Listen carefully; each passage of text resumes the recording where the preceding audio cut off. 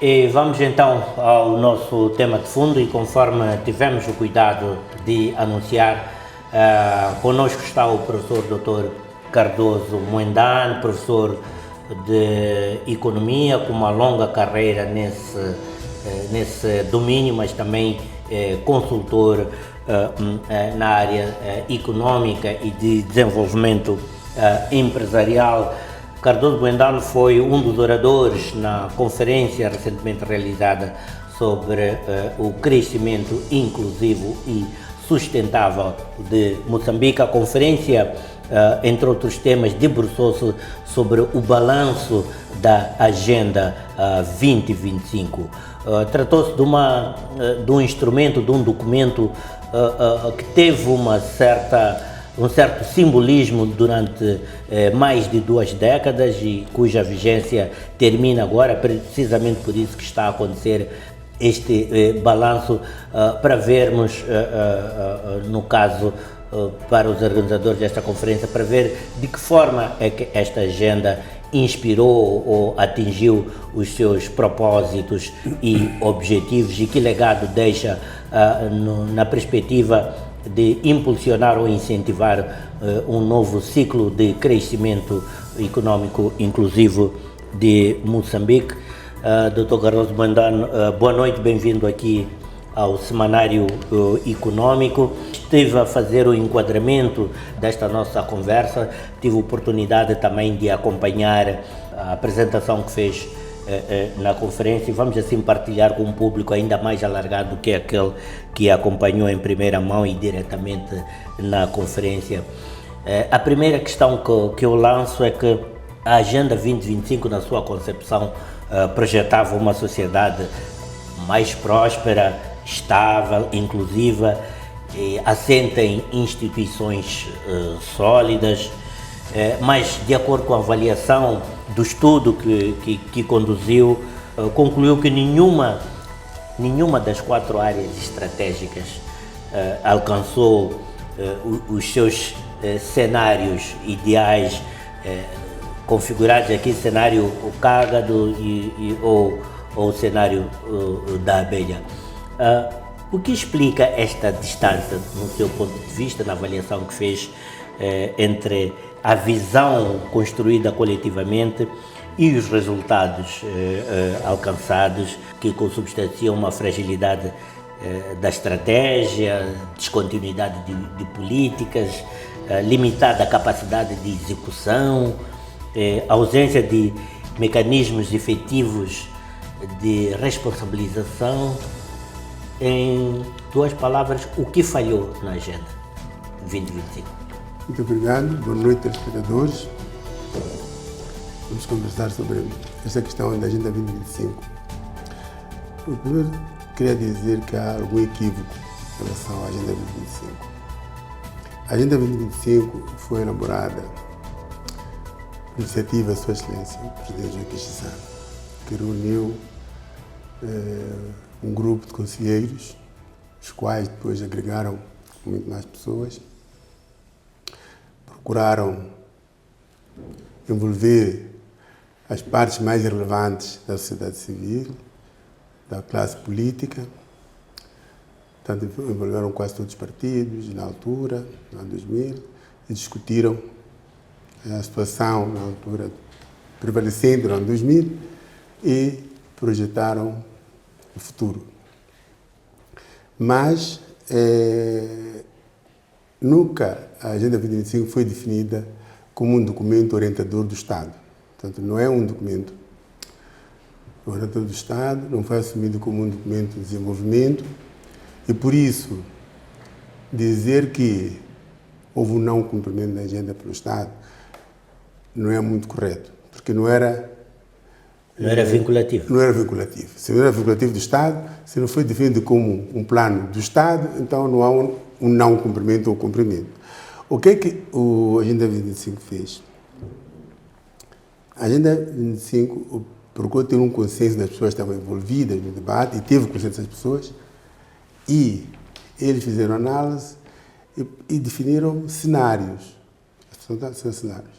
Disseram o seguinte, 4 cenários. Se o país seguir este caminho, vai terminar num determinado destino. Se seguir este caminho, vai ter este destino. Se seguir este caminho, vai ter este destino. Serão 4 cenários diferentes. Esses 4 cenários são caracterizados, o pior de todos, que é o cabrito, pela prevalência da guerra, na altura da guerra, de corrupção, de mau funcionamento das instituições, aquilo que nós chamamos na altura cabritismo. Né? Então, é por isso que se usou o símbolo de cabrito. Depois, nós temos o caranguejo, que era uma situação um pouco melhor que a do cabrito. Depois tínhamos o cágado, que era melhor, que era a terceira melhor alternativa. E tínhamos o cenário ideal, que era de paz, democracia, de bom funcionamento das instituições, desenvolvimento harmonioso do país, com ausência de conflitos e de guerra. Mas, de maneira resumida, era isso que diziam os conflitos. E dizia, então, a agenda, se o governo tomar esse tipo de medida, vai cair aqui. Então, o que nós estamos a fazer agora não é avaliar um grau de cumprimento, também não é avaliar se esses cenários foram bem desenhados ou não, porque isso teve aquele consenso. Então, não havia um vínculo entre estes cenários e os planos dos governos que foram sucessivos que aconteceram. Portanto, não há, a avaliação do programa de desenvolvimento do governo deve ser feita em função dos planos do governo, dos planos do governo. Agora, o que nós podemos dizer é o seguinte: durante esses 25 anos, os diversos governos dirigiram o país num determinado sentido. Em relação aos cenários que foram desenhados, onde é que nós fomos cair? Fomos cair aqui.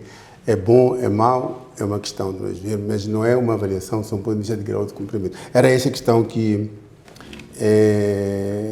Portanto, por outro lado, é preciso ter em conta que a Agenda 2025 era uma visão e não era um plano estratégico. Por isso, e talvez por isso, a Agenda 2025 não tinha metas, não tinha indicadores, tinha intenções, dizia, pá, uma situação de paz, mas dizer uma situação de não violência, se nós não indicarmos o que é que isso significa, podemos ter várias relações. Dizer que um país desenvolvido, se não colocarmos lá os indicadores econômicos, sociais, podemos ter relações diferentes. Esta é a situação concreta do que é a Agenda 2025. E como avaliar, digamos assim, o impacto da agenda, tendo em conta aquilo que norteou a sua concepção? Havia uma intenção, havia um propósito para esta agenda? Nesta altura está-se a fazer este balanço da Agenda 2025. Qual é o critério que está a presidir esta avaliação neste momento? Bom, esta é a parte, do ponto de vista, vamos dizer, técnico, a parte mais complexa do trabalho que nós fizemos. Quando não há indicadores e tu precisas ter a fazer a avaliação, é preciso criar os indicadores. É preciso assumir as metas. Por exemplo, quando diz uma sociedade desenvolvida, igualitária, é preciso saber nos indicadores sociais usados o que é que isso significa, em termos de desenvolvimento humano, em termos de pobreza, em termos de PIB, o que é que isso significa. Então, temos que criar uma matriz de indicadores muito complexa, devo dizer, muito complexa. E todas essas expressões que foram utilizadas, classificamos através de um grupo de indicadores econômicos sociais específicos. E classificamos a situação que existia naquela altura até um sistema ideal numa escala de 5 pontos. E classificamos, está no ponto 2, está no ponto 3, ponto 4, 5. Então, este foi o trabalho nosso, temos estruturado. A estrutura do trabalho fez criar esse mapa de indicadores, criar aquilo que era pressuposto das metas, os objetivos, de acordo com a linguagem que foi utilizada. A partir da linguagem utilizada é fácil de subentender o que é que se pretendia. Então é só graduar, do ponto de vista numérico, fizemos esse trabalho e a partir daí nós dizemos, bom, então neste indicador, a posição que se atingiu foi esta, de acordo com essa graduação. Neste indicador, a posição que se atingiu é esta, neste indicador, a posição que se atingiu foi esta, de acordo com a evolução dos indicadores nacionais e internacionais. Nós tivemos que utilizar indicadores praticamente toda a malha de estatística do INE, mais indicadores do Banco Mundial, de todas as instituições internacionais disponíveis para ver em que ponto é que cada um dos indicadores nos punha. Portanto, e essa foi a avaliação. A partir daí nós dissemos, não, o país foi neste caminho, com segurança, porque já temos uma base estrutural para fazer a avaliação. De outra maneira, seria muito subjetivo, seria uma opinião de uma pessoa. Então foi nessa base. Pois. A estrutura da economia é essa. É o peso da agricultura sobre o peso da indústria sobre o peso dos serviços. Esta estrutura mudou. Por quê? Porque quando a estrutura da economia era predominantemente a agricultura, já não é. Nós já não podemos ser reconhecidos como país agrícola. O peso da agricultura no país é muito pequeno. O peso maior é a indústria extrativa. É extrativa, então mudou a estrutura. O ponto que é se foi intencional ou não essa mudança, se foi benéfico ou não, essa é outra questão que se pode discutir. Mas a mudança ocorreu estruturalmente. Aí quanto à segunda questão, as escolhas a fazer. Portanto, já vimos que a estrutura mudou e que o país é outro, tanto em termos demográficos, como em termos econômicos, ou seja, o país mudou totalmente. Agora, podemos já não dizer se foi induzido ou não essa mudança. Agora, a segunda questão, que escolhas nós devemos fazer? Bom, aqui eu devia dizer, primeiro, talvez dizer o seguinte, o trabalho que nós fizemos na avaliação da Agenda 2025 era para avaliar a que ponto nós chegamos, e não era propriamente para encontrar soluções, para dizer soluções. Mas aquilo que eu posso dizer é que eu posso deduzir é que, ao invés de nós fazermos, no futuro, planos globais de Moçambique, como se fosse um país uno, o país é uno e indivisível, mas dentro da sua estrutura há diferenças muito significativas. Nas províncias, há características totalmente diferentes umas das outras. Eu acho que nós temos que começar a planificar com base nas características de cada região e nas características de cada província. E termos projetos âncoras para cada província. A minha proposta é que os futuros projetos de estudo, as futuras reflexões do desenvolvimento nacional se baseiem mais na realidade nacional, provincial, distrital, se for preciso de cada caso, para promover um desenvolvimento realístico e não simplesmente projetar números. O que nós fizemos até agora foi só pegar no PIB nacional, dizer o PIB nacional é tanto. Vamos projetar um crescimento de 7, 8% ao ano para o país todo. E pensarmos que todo o país vai crescer a 7, 8%, não é verdade? Se calhar alguns locais vão crescer essa percentagem, mas outras localidades não vão crescer, poderão retroceder, porque se não foi feito um diagnóstico específico dessa zona para um desenvolvimento específico dessa zona. Então, a proposta que eu faço, fundamentalmente, é isto. E outra questão também que é muito importante, eu acho que nós temos que começar a abandonar, nesta análise de cada local, também temos que começar a abandonar modelos totalmente importados, teorias muito importantes. Porque nós estamos a dizer, nós vamos fazer economia de mercado, tudo economia de mercado.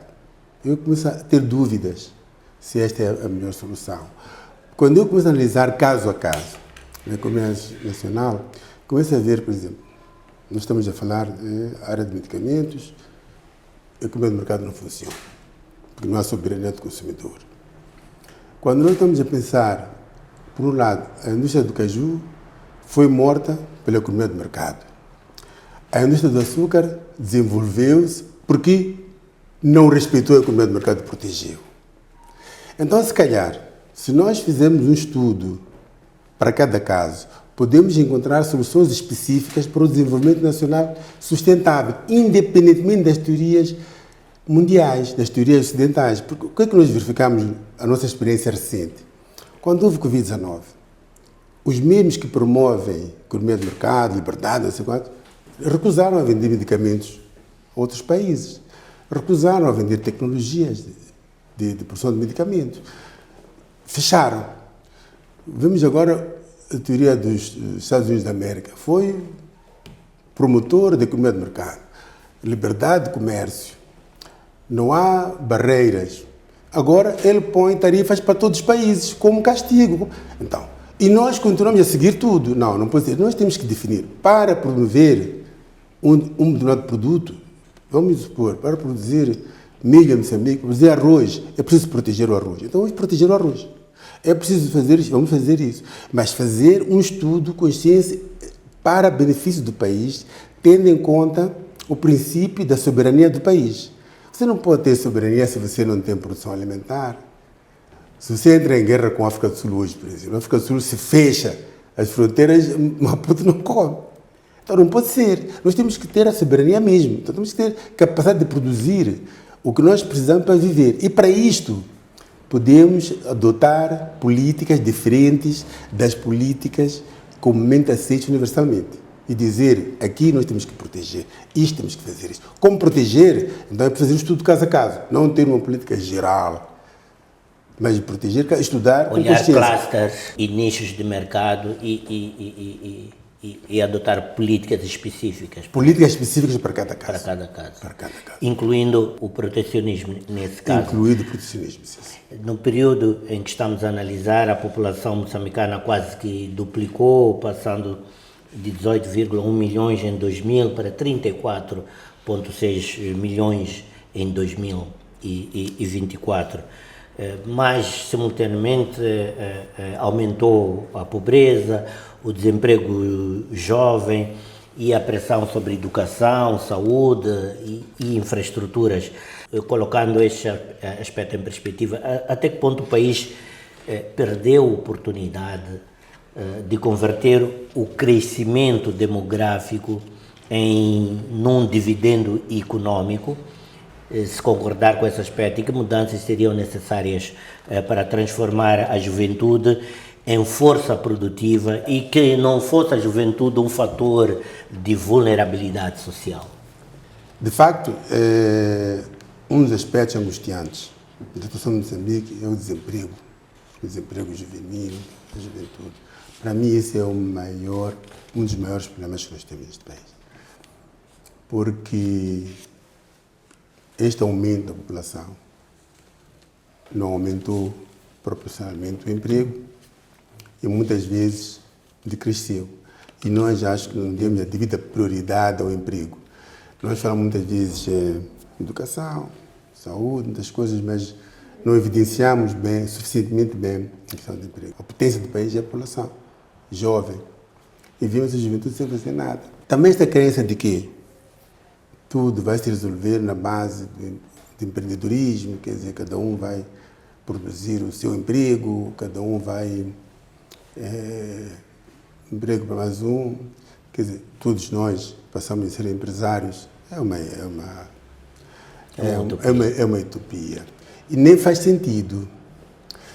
Nem faz sentido porque não podemos tornar todos vendedores se não há consumidores. Tem que haver, por um lado, produtores e, por um lado, consumidores.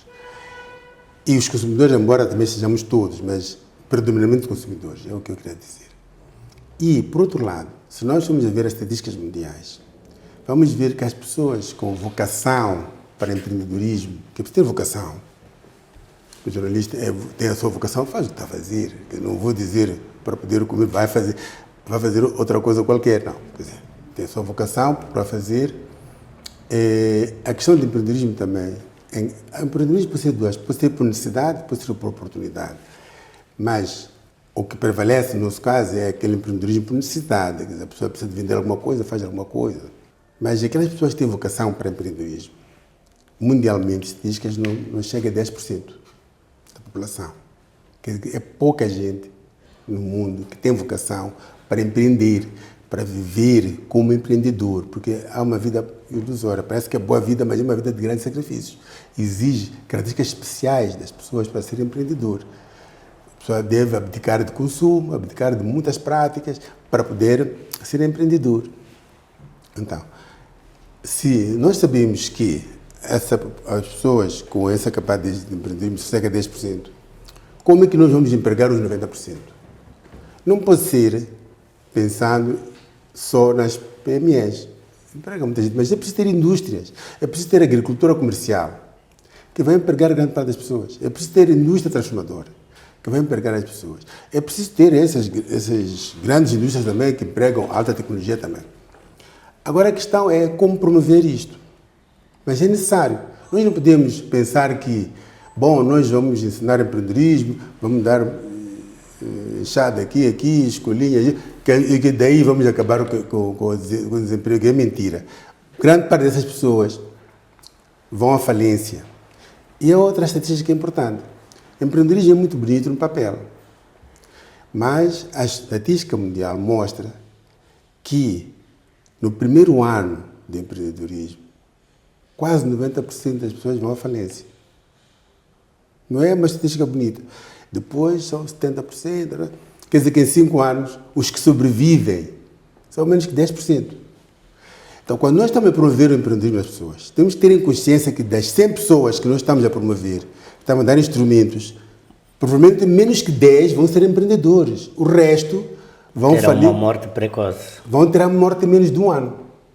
Esta é a realidade, vai acontecer, e acontece em todos os países, acontece também aqui. Embora aqui não haja estudos detalhados, mas estudos feitos em todo o mundo mostram isto. Então, não é esta a solução para toda a população moçambicana no empreendedorismo, não é. Qual é a solução? É criar ambiente de negócios para que haja indústria, para que haja agricultura comercial e não ficarmos à espera do gás. O gás vai empregar pouca gente. E vai criar outro problema mais grave ainda, é que as pessoas que estão ligadas ao gás com salários mais altos vão demandar produtos, vão aumentar os preços e vão aumentar o custo de vida para uma população que não tem emprego. Vai criar este tipo de doença que já é conhecida na economia. Portanto, nós temos que voltar outra vez, um pouco para trás, desenvolver a agricultura mesmo. Promover o desenvolvimento da agricultura e promover a indústria transformadora, que esses sim empregam pessoas, empregam muitas pessoas. Portanto, para mim, não há alternativa se nós queremos resolver o problema do emprego. Eu costumo dizer, hoje, se me perguntassem qual era o problema mais importante, talvez, com a maior prioridade, eu teria dúvida, mas de certeza que ia nomear entre eles, os primeiros 3, o emprego para o país, para Moçambique. Essa é a questão de fundo. Doutor Cardoso Moendane, vamos tentar concluir, já lá vamos adiantando no tema para um assunto tão diverso, precisaríamos, na verdade, de muito mais tempo. Estamos nesta conversa a pretexto deste balanço da Agenda 2025, iria tentar concluir por aí, tendo terminado este horizonte da Agenda 2025, que lições concretas é que, no seu ponto de vista, podem ser incorporadas, por exemplo, agora na Estratégia Nacional de Desenvolvimento e também numa futura visão de longo prazo para o país e para que Moçambique não volte a chegar ao fim deste ciclo estratégico apenas com metas ambiciosas, mas com resultados limitados? Bom, nós falamos de 2025, talvez avaliamos, não dissemos nem qual foi a avaliação global a que nós chegamos, talvez vou aproveitar para fechar a dizer que, bom, na avaliação que nós fizemos, nós tínhamos 4 áreas estratégicas, que eram capital humano, capital social, economia de desenvolvimento e governação. Capital humano foi o único que esteve no nível de caranguejo, quer dizer, digamos assim, entre 25% e 50%. Assim, nível de caranguejo. No segundo, o capital social, economia de desenvolvimento e governação estiveram abaixo, estão entre cabrito, que é o pior, por quê? Porque prevalece a situação de conflito, a situação de guerra, a situação de corrupção. Todos os indicadores de paz estão abaixo, o índice de desenvolvimento está abaixo, o desemprego aumentou, a pobreza aumentou. Então, digamos que prevalece uma situação de cabrito em relação à situação às outras pessoas. Essa é a questão principal que nós vemos. E outra coisa que nós verificamos, que é doloroso dizer, é que o número total da avaliação que foi feita em 2020 e o número que nós tivemos quando avaliamos em 2025 permanece constante. Quer dizer o seguinte, que houve evolução de uma série de indicadores, positivamente, mas foram equilibrados pela evolução negativa de outros indicadores. quer dizer que praticamente prevalecemos a 43% do ideal de desenvolvimento nacional. E isto é preocupante. Movimentamos muito, desenvolvemos algumas questões, mas não avançamos no desenvolvimento nacional. Então, agora temos que mudar. O nosso presidente Chapo diz que não se pode querer ter resultados diferentes, fazer as mesmas coisas. Temos que mudar. É por isso que eu proponho a elaboração de uma nova visão, não baseada nos pressupostos que foram utilizados na Agenda 2025, também diferente do END. O END é um documento que eu elogio muito. O END é um documento, do ponto de vista técnico, muito bem elaborado. Eu devo dizer isto em público, é um governo que o governo fez, está muito bem elaborado. Tem todo o equilíbrio macroeconômico bem estudado e projeta as metas, os indicadores, toda a estrutura para até 2044. Mas baseia-se em números globais para o desenvolvimento do país como um todo para 2044. Não é para mexer no END, o END está bem feito, o governo vai se relacionando com o END, ver se está a fugir ou não daquele caminho, tem uma taxa de crescimento ambiciosa, está tudo bem. Mas isso para mim não chega. O END parte da situação atual e projeta. Então, parte dos conflitos, dos problemas atuais e projeta. E eu penso que nós temos que mudar. Temos que partir do destino e ver como é que podemos chegar lá. E então temos que ter uma projeção de longo prazo. Em economia nós temos ondas longas, longuíssimas. Temos que ir a uma situação em que praticamente os problemas que nós temos agora já não existem. Já não falamos dos conflitos partidários, não falamos disso, e dizer o que é que pode acontecer no país, que país ideal nós queremos. Eu posso dizer, eu não preciso fazer cenários, preciso de sonhar com o país. Dizer, eu gostaria que Moçambique fosse como Suécia, ou como Inglaterra, ou como Estados Unidos. Temos que ter uma imagem. Dizer, nós gostaríamos de ter este tipo de coisa assim. Isto é que era bom para nós. Para ter esta coisa ótima para nós, o que é preciso fazer hoje? Que nós temos esta realidade. Então começamos a transformar para este ponto ideal. Para isso é preciso que esta projeção seja suficientemente longa. Para prever as transformações climáticas, para prever a resolução ou passagem de todos esses distúrbios atuais, e então termos uma imagem mais positiva. E então, para isso, é preciso ter uma visão. Não é um plano, uma visão. Uma visão pode ser de 50 anos. O que é que nós queremos que o amigo seja? Nós não vamos estar cá, feliz ou infelizmente. Mas o que é que nós queremos que Moçambique seja para os nossos netos? Então, Moçambique, para os nossos netos, nós queremos que seja assim. O que é que temos que fazer hoje para chegar lá? É a partir desse momento que nós traçamos esse caminho. Não podemos andar a mudar porque apareceu uma pedra. Temos que remover a pedra e continuar no caminho que nós queremos desenvolver. E ter um envolvimento nacional. Todos nós, moçambicanos, queremos chegar a este ponto. E sabemos, está claro. Eu estudei muito, tive a sorte de estudar muito as políticas de desenvolvimento de outros países. Os países que desenvolveram mais, depressa, tinham um sonho à frente. Tinham um sonho. Que queriam uma sociedade deste tipo. Queriam transformar a sociedade para um modelo. Qual é o modelo que nós temos para Moçambique? Não temos. Não temos modelo. Queremos aumentar indicadores, mas manter tudo quase na mesma, melhorado. Eu penso que se a nossa juventude, a nossa geração, for capaz de criar esta visão, criar um caminho para esta visão. Está a faltar essa ideia galvanizadora?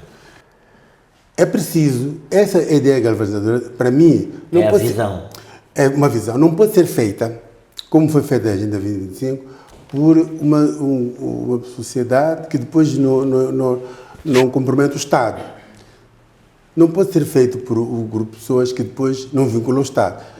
O Estado moçambicano tem que desenhar isso. O Estado moçambicano deve desenhar e dizer ao moçambicano, povo moçambicano, nós queremos chegar aqui. Tudo estamos a fazer agora. É para chegar a este ponto.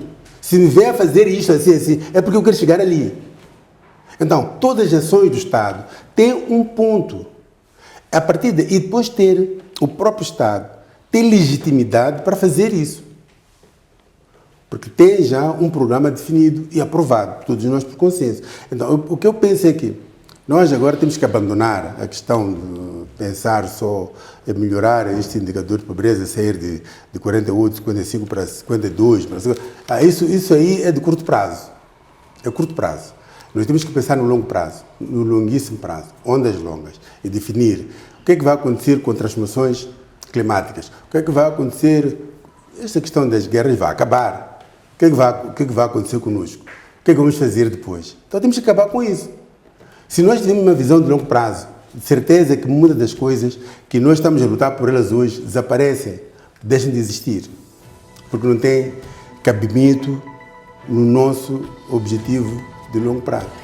Dr. Cardoso Moendane, muito obrigado por partilhar esta sua reflexão a pretexto do balanço da Agenda 20 e 25, o que permitiu também lançar algumas ideias sobre o que pode ser o modelo econômico, o futuro econômico do país. Agradeço-lhe por estar aqui no Semanário Econômico e conto consigo numa próxima oportunidade que não seja tão distante quanto isso. Okay, não seja obrigado. Longa nem longuíssima. Muito obrigado. Ciclos mais curtos. Eu estou sempre disponível, se for para discutir este tipo de assuntos de desenvolvimento nacional, estou disponível. Qualquer doutora pode chamar. Pode chamar outras pessoas também para discutirmos também em grupo, que às vezes é bom trocar ideias, porque há muitos assuntos que é preciso nós discutirmos. Só vou dar um exemplo, por exemplo, um assunto que pode interessar a ser discutido. O Sul, por exemplo. Nós aumentamos a folha salarial, quase que duplicamos, e criamos descontentamento na sociedade. Criamos greves, criamos manifestações. Era suposto que quando aumenta o salário uma pessoa fica mais feliz, mas nós duplicamos a folha de salário. Estamos a ter problemas agora. Temos que reduzir esse peso no orçamento. E o resultado disso foi criar descontentamento e manifestação em toda a sociedade, em todos os setores. O que é que fizemos de mal nisto?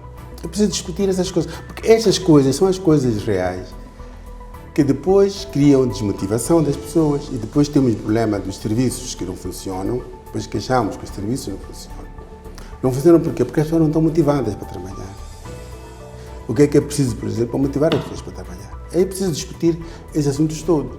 Eu penso que o senhor está de parabéns por promover este tipo de assuntos e desejo que continue. Muito obrigado também aos telespectadores pela audiência. Muito obrigado. Muito obrigado, Dr. Cardoso Moendane. Foi o nosso analista de fundo na presente edição do Semanário Econômico.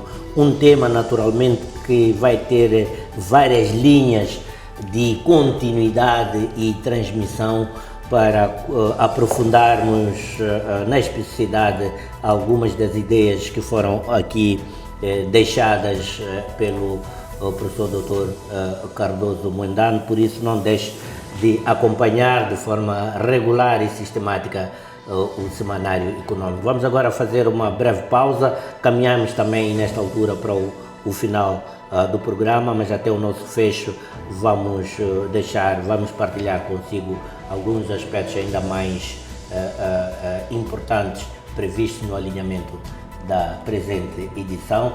Vamos ao intervalo e até já. O Dr. Cardoso Moendane voltará numa próxima oportunidade. Muito obrigado.